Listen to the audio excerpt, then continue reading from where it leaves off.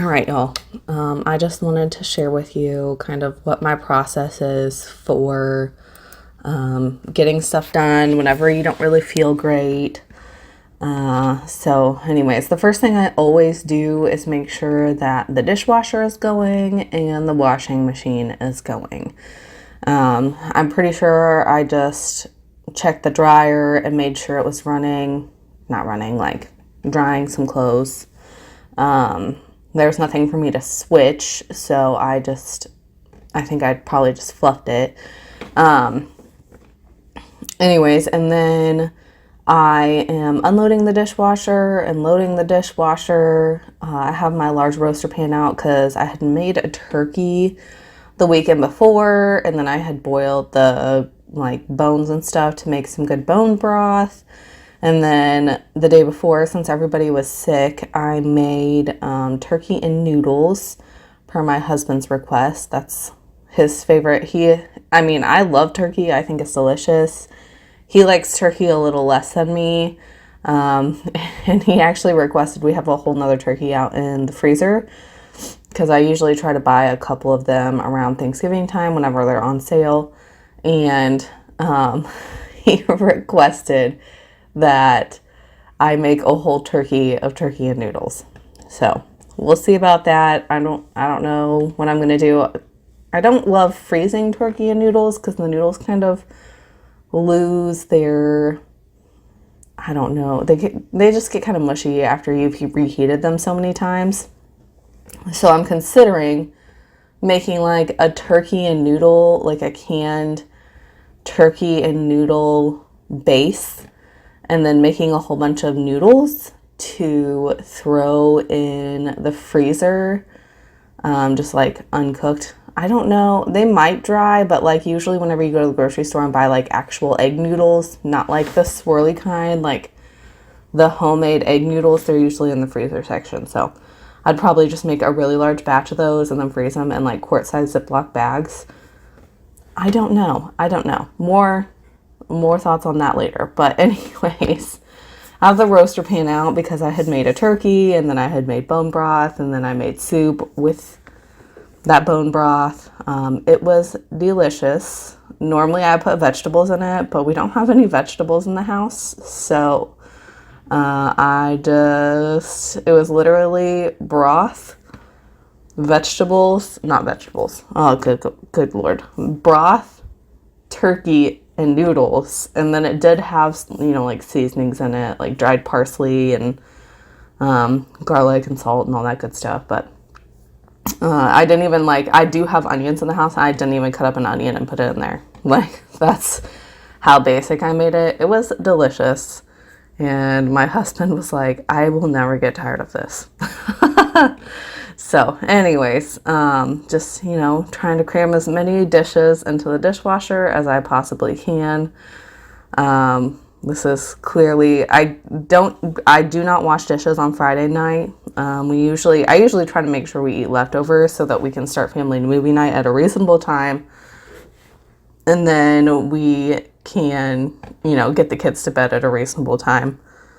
So I don't do dishes on Friday night. I didn't do dishes at all on Saturday because everybody was sick. It is halfway through the day on Sunday, or maybe like mid-morning Sunday. And so this is, like a whole day's worth of dishes, an evening's worth of dishes, plus breakfast dishes. It is not all going to fit in there, but we will put as much in there as we can. Also, does anybody else feel successful or feel like the kitchen looks a little more tidy after they've organized the dirty dishes? Does anybody else do that, or is that just me? Because I 100%, like, if the kitchen is feeling messy and I have the dishwasher going, I will still always organize the dirty dishes so that they take up less space on the counter or the sink is less full, just in order to make things feel a little more tidy.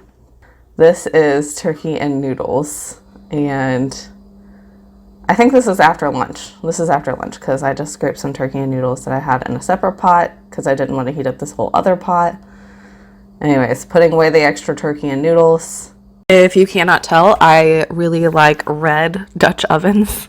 Also, all of my dishes are red, so like I just like the color red in my kitchen. I decided whenever I was like 10 years old that my kitchen was going to be red. And I just haven't changed that idea in my life since I was 10. So, anyways, after that, we are moving into the living room.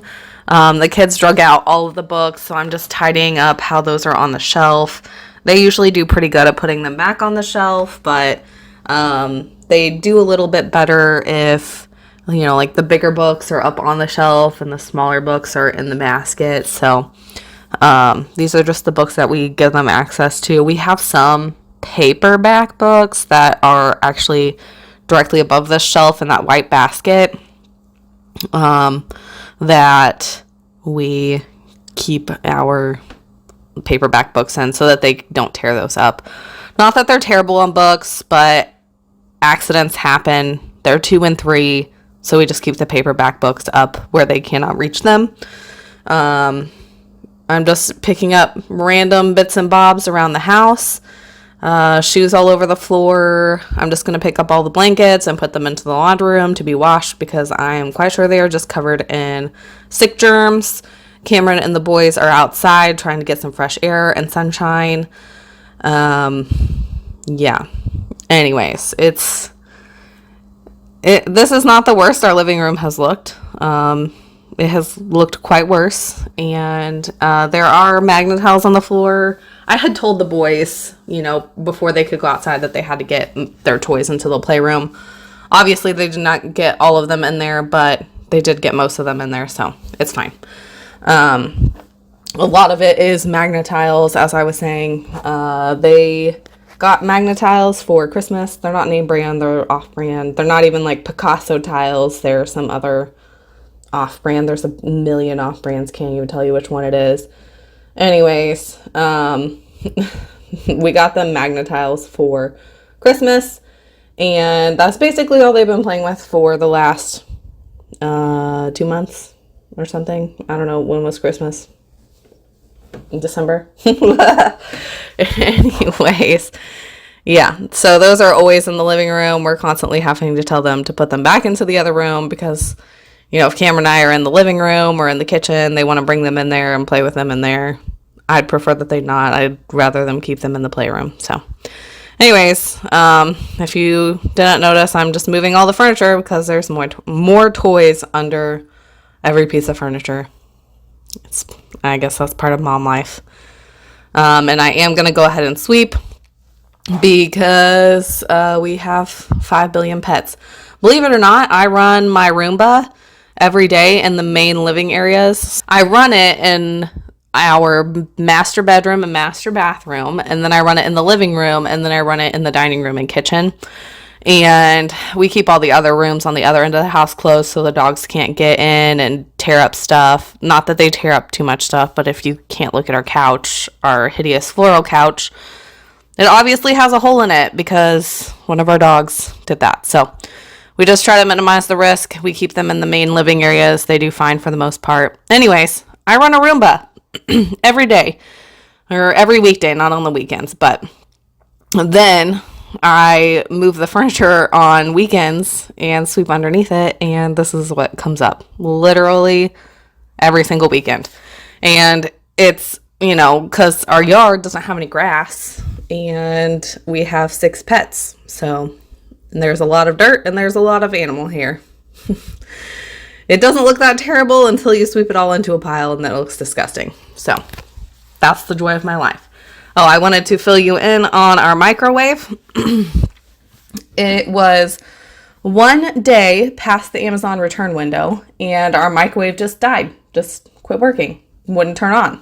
And so because it was after the Amazon return window, we contacted Toshiba. They have a 1-year warranty, which is nice.